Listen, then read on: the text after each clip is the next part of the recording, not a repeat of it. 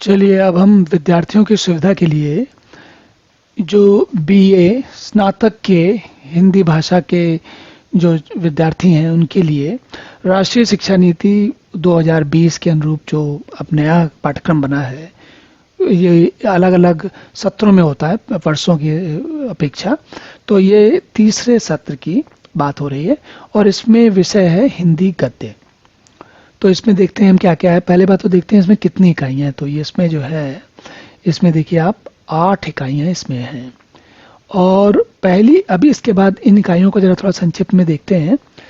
पहली इकाई है गद्य साहित्य का स्वरूप।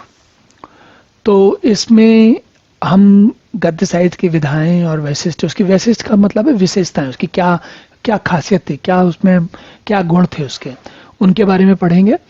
इसी प्रकार प्राचीन विधाएं, नाटक, आख्यायिका, कथा, जो ये पुरानी विधाएं हैं उनके बारे में बात होगी।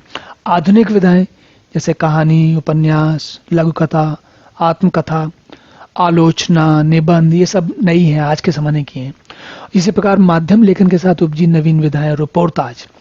ये जो रिपोर्टाज हैं आपको पहले नहीं मिलेंगे, क्योंकि क्या होता था पहले टीवी के लिए या यूट्यूब के लिए कोई बोलने वाला या रिपोर्टर नहीं होता था, कोई ऐसा संवाददाता नहीं होता था जो बता रहा हो कि कहानी में क्या चल रहा है।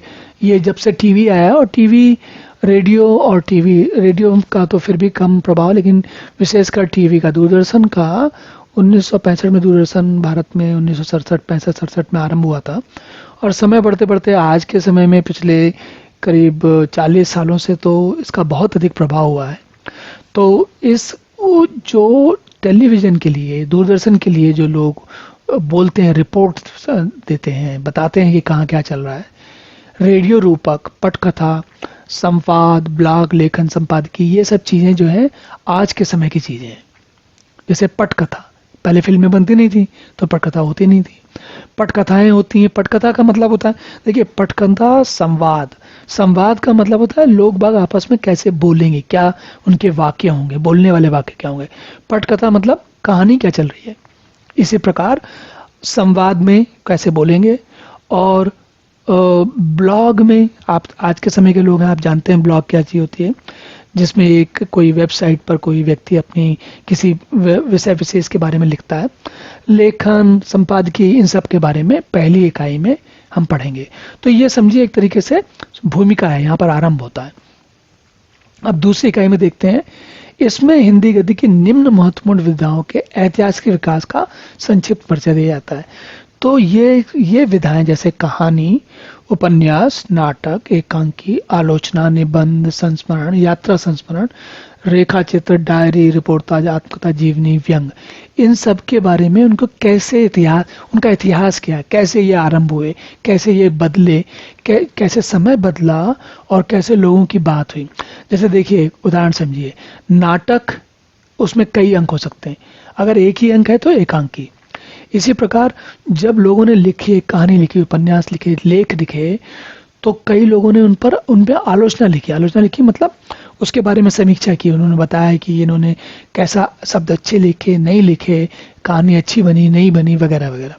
इसी प्रकार निबंधों पे या संस्मरण, संस्मरण मतलब जो लोग बाग अपने जीवन के बारे में, दूसरे लोगों के राजनीतिक जीवन के बारे में, धार्मिक जीवन के बारे में जो यादें, उनकी स्मृतियाँ लिखते हैं, वो संस्मरण होते हैं। जब कोई व्यक्ति यात्रा करता और यात्रा के लिखता के बारे में लिखता है कि कैसे उसको यादें, स्मृतियाँ लिखता है, तो यात्रा संस्मरण कहलाता है। इसी प्रकार रेखा चित्र, रेखा चित्र जो होते हैं उनमें चित्रों का आरंभ करके चीज़ों को, जैसे क्या होता है कि अलग अलग उनके परिस्थितियों के बारे में बताते चलते हैं। इसी प्रकार डायरी, रिपोर्टाज, आत्मकथा, जीवनी, व्यंग, व्यंग तो हम सभी जानते हैं कि एक हास्य व्यंग और व्यंग, तो उसकी भी अलग अलग विधाएं हैं। तो इस प्रकार दूसरी इकाई में हम ये सब जानने चलेंगे। तीसरी इकाई में हम झांसी की रानी वृंदावन लाल वर्मा जी ने एक उपन्यास लिखा है रानी, झांसी की रानी के ऊपर। और इस उपन्यास की बड़ा प्रचलित उपन्यास है, बड़ा अच्छा उपन्यास है, बड़ा मनोरम उपन्यास है, आप पढ़ेंगे तो बड़ा आनंद आएगा। और इसकी एक बात इसमें और भी अच्छी है कि वृंदावन लाल वर्मा जी अपनी भूमिका में लिखते हैं कि उनके ही कोई उनके दादा या परदादा उनकी वो रानी झांसी की सेना में थे, सैनिक थे।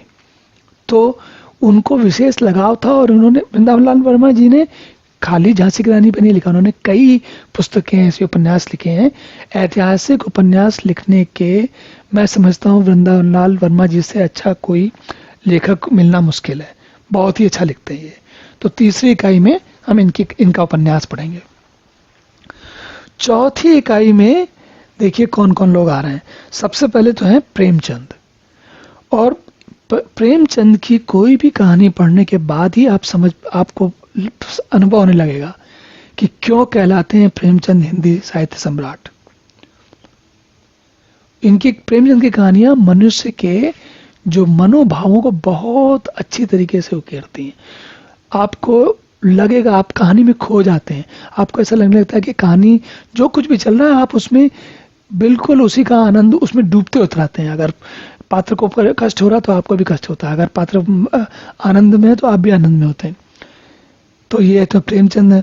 फिर जैनेन्द्र की पाजे, अज्ञेय की गैंग्रीन, यशपाल की पर्दा, ज्ञान रंजन के पिता और रेणु की तीसरी कसम। इस पर एक पिक्चर बनी थी इसी नाम से, तीसरी कसम।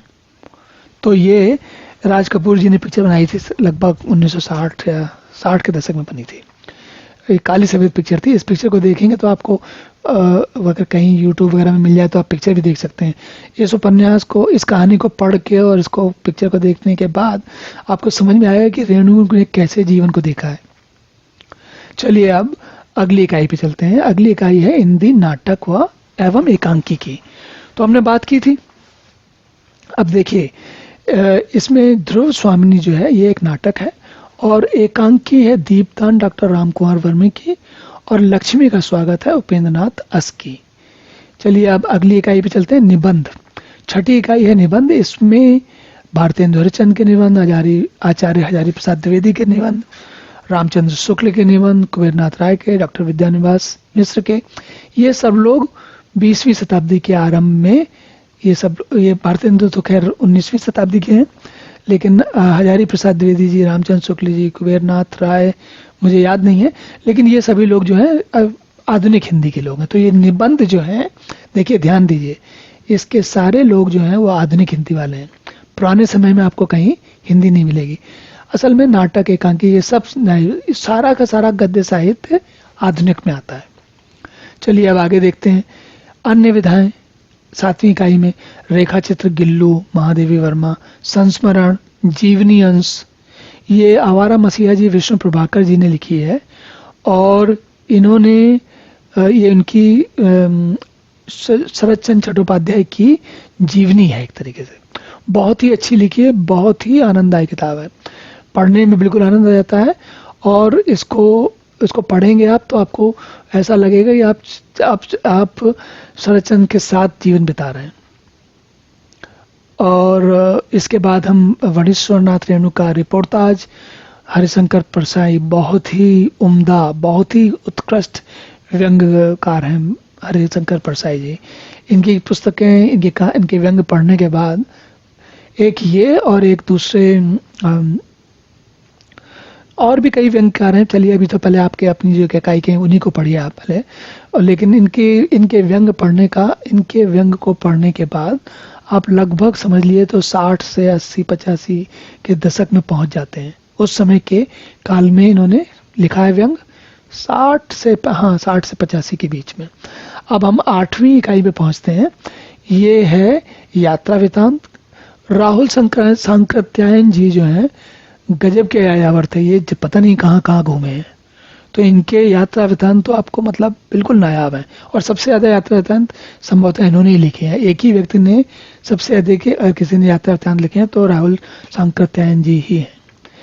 इसके बाद मुक्तिबोध की डायरी और मैं इनसे मिला, श्रीकांत त्रिपाठी निराला, पद्म सिंह शर्मा कमलेश। और इसके बाद ये लगभग आपका आज का समय आ गया। आत्मकथा है जूठन, ओम प्रकाश वाल्मीकि जी की। ये प्रथम बहुत ही उत्कृष्ट पुस्तक है और इसमें इन्होंने दलित जीवन पर बहुत ही प्यारी पुस्तक है, आपको अवश्य पढ़नी चाहिए, बहुत ही आनंद आएगा। चलिए अब इसको यहीं पर समाप्त करते हैं। अगली बार फिर किसी प्रश्न पत्र के पाठ्यक्रम को देखेंगे।